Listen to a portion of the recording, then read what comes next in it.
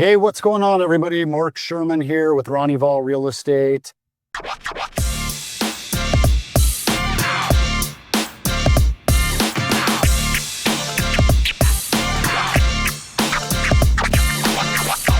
One question that I get time after time is, how did you wind up in Pescadero 18 years ago? And it's an interesting story. I have a friend who I went to high school with whose family have been involved in off-road racing, the Baja 1000, the Baja 500 for 40 some years.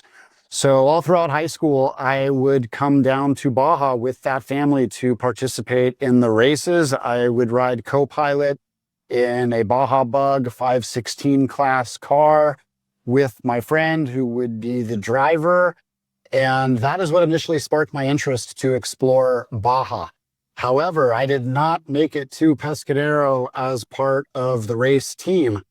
What happened through the races was that I got a glimpse of the real Baja going further south from Tijuana, Rosarito, which was as far south as I had ever been before I started tagging along and co-piloting these races. I absolutely loved what I saw, which led me to begin making trips down here on my own, just camping and exploring. I drove into Pescadero in November of 2007, having never heard of the town before, and I immediately liked what I saw.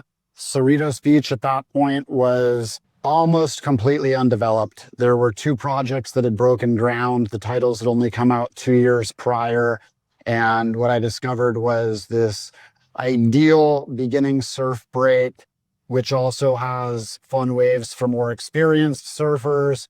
I decided that I would like to hang out for maybe 3 or 4 weeks. I found a home to rent. During the next 3 or 4 weeks, I wound up meeting a developer in Cerritos, and due to my background as a general contractor in California, he hired me on to oversee construction of his project.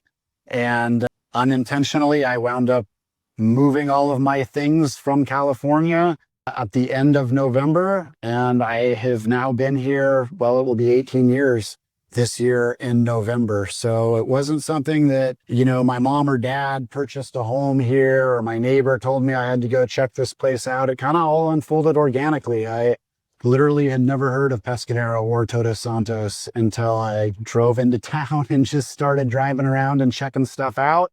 And, at this point, I consider myself pretty well traveled. I like to travel usually around 2 months annually throughout the world surfing. And I'm always happy to get home. I still love this area. I have never found anywhere where I would prefer to live full time. There's just so many benefits to living here, being close to the United States, year-round surf between the Pacific and the Sea of Cortez. It's a wonderful community, and I have no intentions of going anywhere. I love it here and plan to stay for a very, very long time.